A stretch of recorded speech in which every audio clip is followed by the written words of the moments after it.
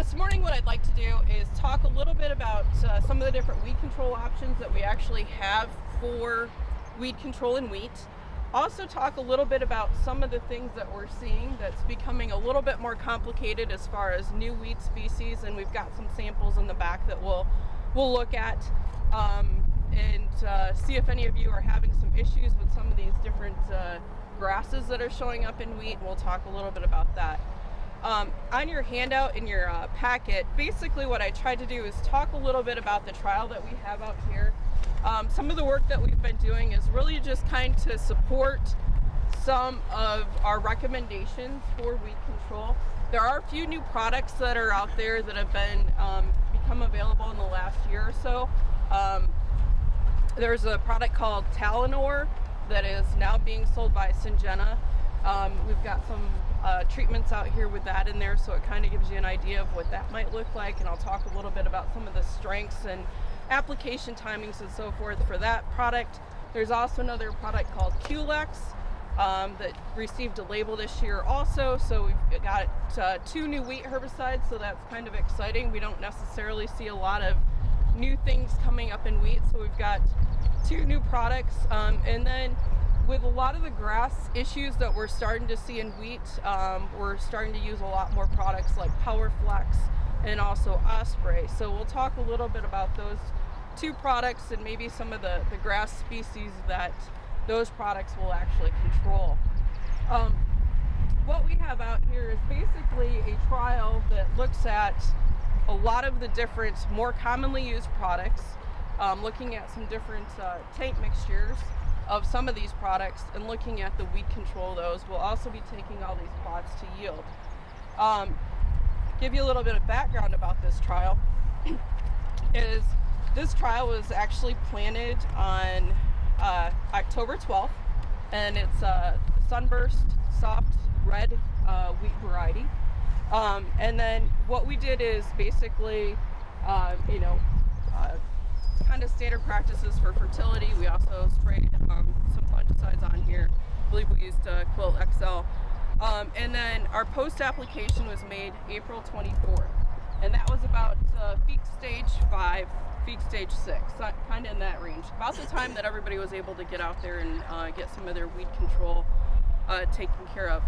And so what I thought we would do is walk along and look at some of the plots and kind of talk about some of the different products that are available, what their strengths are. And again, we've tried to summarize briefly on this 1-page handout a little bit more about those different products, as well as a lot of that information is in the small grain section of the weed control guide, so that's always a great place to look for recommendations.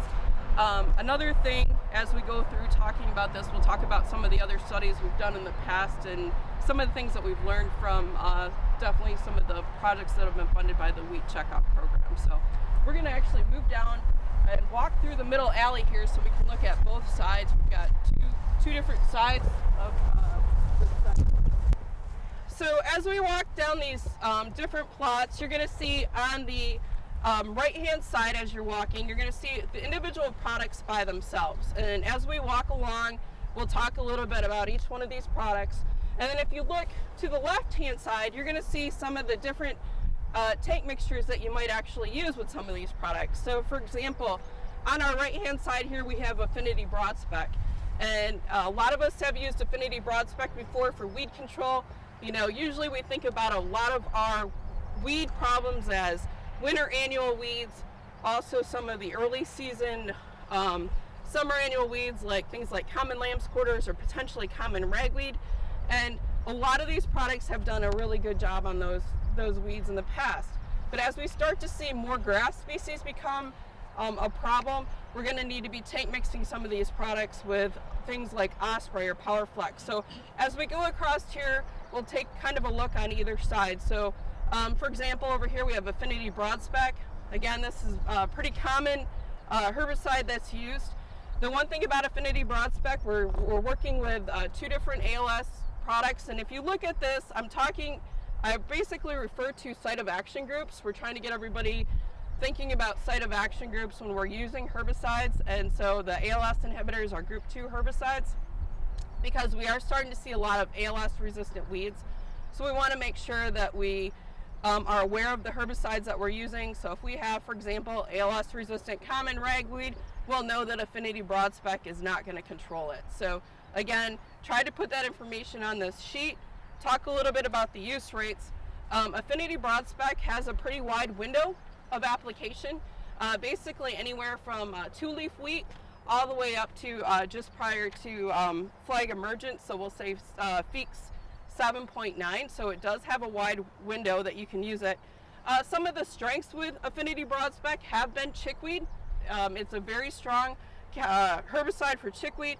Also does a really good job for a lot of the different mustard species that we see in winter wheat.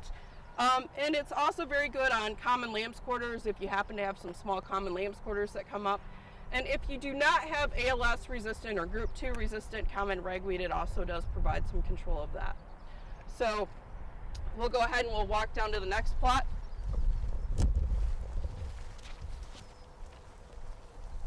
The next treatment we have here is Huskie. Huskie is a premixture, and what this is basically a premixture of what we would call a group 27 or an HPPD inhibitor, so one of those bleacher herbicides, along with Bucktrill. So, you know, one of those old herbicides that we used to use a lot in corn and some people used in wheat. So that it's been available it's probably been about 6 to 10 years. And it's used a lot throughout Michigan. It does have very good chickweed control, very similar weed spectrum as what we see with Affinity Broadspec. But the thing that's a little bit different is we're looking at 2 different herbicide sites of action groups, so it gives us some alternatives if we're not wanting to rely on those ALS inhibitors, particularly if we have resistance. And again, so we do have several strengths for a lot of the broadleaf weeds that we have in wheat. The other thing with this herbicide is it also has a wide application window. So basically, from wheat that comes up with basically 1 leaf all the way up to, again, just prior to flag leaf emergence. Christy? Yes. Can you plant tillage radishes after you use Huskie? It's a very good question. We have done some work with looking at some of the residue of that, and right now it's not coming to me, but I can give you some information on that. And that's one of the things that's been really tricky, is trying to figure out what herbicides we can use with some of the different cover crops that we want to plant. So for example, the last couple of years we've done some stuff looking at what can we frost seed red clover with. Bill, I'll have to get back to you with the Huskie. I know the osprey, I probably would not plant the tillage radish off from behind, so I'd have to go look at that information, but that's a great question. The next plot that we have is Talon Or, and Talon Or is one of those new products that I was mentioning earlier, and this is also a premix that has a group 27 or a bleacher herbicide, and that herbicide is bicyclopyrone. How many of you have heard of the herbicide Acuron? Okay, so Acuron basically has one more component than what Lumax or Lexar had, and that product is the active ingredient is bicyclopyrone. So they've taken that product and mixed it with Bucktrill, and that is what Talon Or is. So again, it's kind of a very similar type product to what Huskie is. With this product, Talon Or will be applied with kind of an additive. It's called Coact Plus, and that's used at a very low use rate, 2.74 ounces for the Coact Plus. And then you would use a crop oil concentrate with that. The weed spectrum, this is the second year we've looked at Talon Or, is very similar to what we see with Huskie. So it's pretty good on chickweed, a lot of the mustard species, and some of the different winter annual weeds that we do see in wheat. The next plots we have over here is Kulick. Kulick is also a new wheat product. This is a new active ingredient that is being developed by Dow AgroSciences. It's called holoxafen. We'll probably be seeing that sold by itself as a burn down herbicide prior to for use in no-till soybeans. But Kulick is actually a premixture of holoxafen plus fluorosilem And we're basically looking at a Group 4, which is like a growth regulator herbicide, plus a Group 2, which is an ALS herbicide. So we've got kind of those two different site of action groups. Again, the spectrum or the timing is basically from 2-leaf wheat up to just prior to flag leaf emergence. Strengths, very good on chickweed. Also has horseweed activity or mare's tail activity, is very good on that. Mustards and also common lamb's quarters. So we've got a good range of weeds that will control. How come you don't have any weeds and you're untreated? Is it a hard year to do any research? It's very interesting because we had pretty good weed pressure in here. We had a lot of annual bluegrass, chickweed. We had some, henbit, and also several mustard species. But as the season, that's the one thing with wheat, it's very competitive. As the season went, and basically the chickweed and stuff started to die because they're winter annuals, we're not seeing a whole lot. But if you look down in between there, you will see some of the annual bluegrass kind of hanging around. But again, early on, those herbicide applications are beneficial to give that wheat a jump to make it more competitive. So how concerned would you be about chickweed then? We had a lot of it this year, which is unusual for the past years. So we did, in the worst spots, we treated it, but we had to, forfeit our clover. Yeah, and that's one of the tough things, is because a lot of people are trying to frost seed clover, and there really isn't anything except for MCPA that you can use in the spring, and that's not very good on chickweed. Chickweed tends to die off. The one thing that, when you get very actively growing chickweed and the wheat is small, it can be competitive and hold it back a little bit. So that would be the one concern.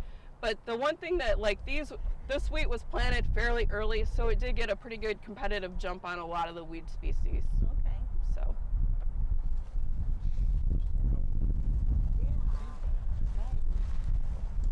So we've got two older herbicides out here just as a comparison, 2,4-D ester and also Clarity. You can see the use rates that you can use of those two products, a pint of 2,4-D ester and a quarter pint of Clarity or dicamba.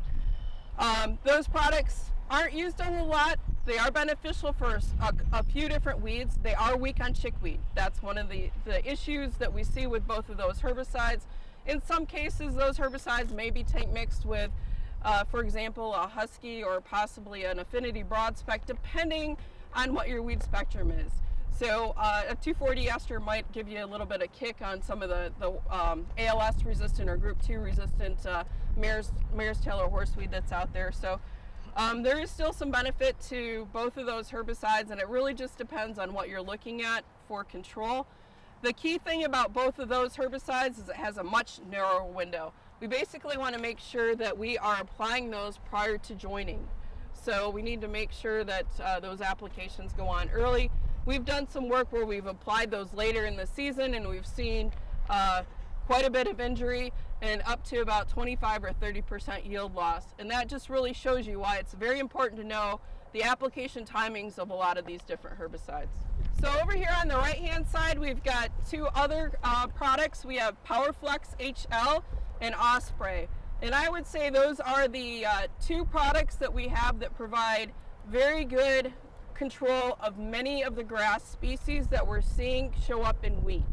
And as we walk back this way, I'm not going to point out all the plots, but I'll have you take a quick look.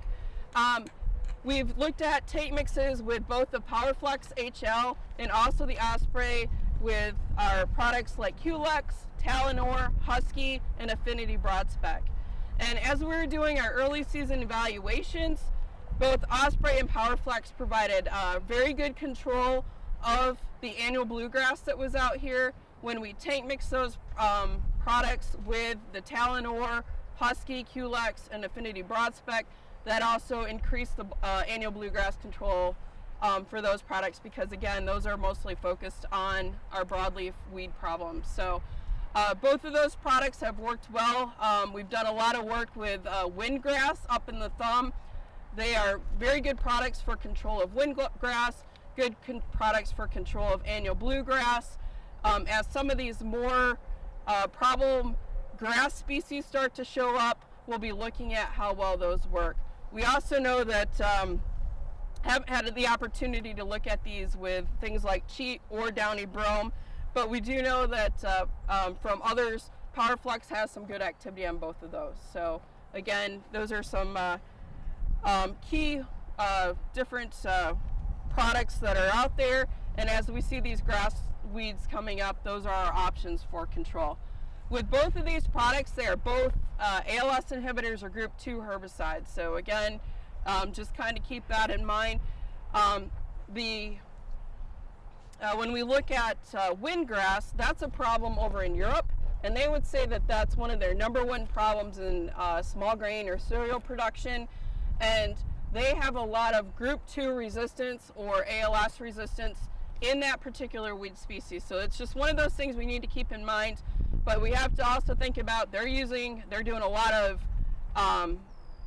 I wouldn't necessarily say monoculture wheat, but we have a lot more rotations where we're using other types of herbicides besides those group 2 herbicides. But just that's one of the weeds that they're having a lot of problem with controlling. We also have one other product out here that's by itself, and that's Wide Match, and that's basically a combination of Stinger or clopyrrolid and fluroxapyr, which is starine. They're both group 4 or growth regulator herbicides. And probably the biggest strengths would probably be definitely the mare's tail or horseweed and also common ragweed. They're not very strong on things like common chickweed, so just as an example of another product. So we'll go back here and just kind of take a look on your left-hand side of some of those premixes. Didn't see any widespread injury from any of the products, so that was good. And we'll be taking all these plots to yield.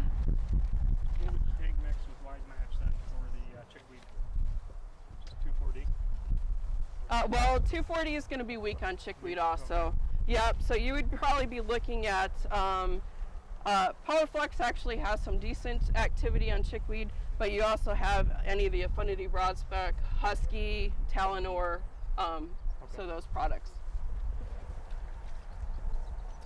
As I mentioned before, we are starting to see a lot more issues with some of the different grass weed species in wheat. This particular grass is a windgrass. This is the one that we've been working with up in basically the Thumb region, up Sanilac County, up into Huron County. This can also in Saginaw County, we can see a lot of this showing up. And right now we've got 2 really good options for control. Again, the PowerFlex and the Osprey do a very good job. We've looked at both fall applications and spring applications, and both of them have done a very good job at controlling this weed. It's one of those ones you want to keep an eye on. So I just wanted to let you kind of take a look at those. It's kind of got a really fine head. Once it starts to mature, the seed heads kind of turn purplish and they open up. So on the back of your handout, you'll see a picture of that. Also remember, we do have a fact sheet on this particular weed problem that's in the back of the weed control guide, or you can get it off our website, msuweeds.com, and it talks about some of the different research options that we've done for control of that particular weed. One other one that's kind of a very distinguishing weed that we're seeing pop up in Michigan is cheat. So how many people have seen this weed before, cheat? This one can be a problem in wheat, especially when we harvest it. We would be harvesting the seeds, and basically next year's planting, if you're using that wheat, is going to be an issue. We've got a picture of that. It does, this weed and also downy brome, and some people will call downy brome cheat grass, look very similar. But with downy brome, we're looking at a weed that has a very finely soft pubescence all over it, the leaf, the stem, and then when we look at the seed head, it's more drooping, more open, and there's a nice picture on the back side of your handout showing you what the downy brome seed head actually looks like.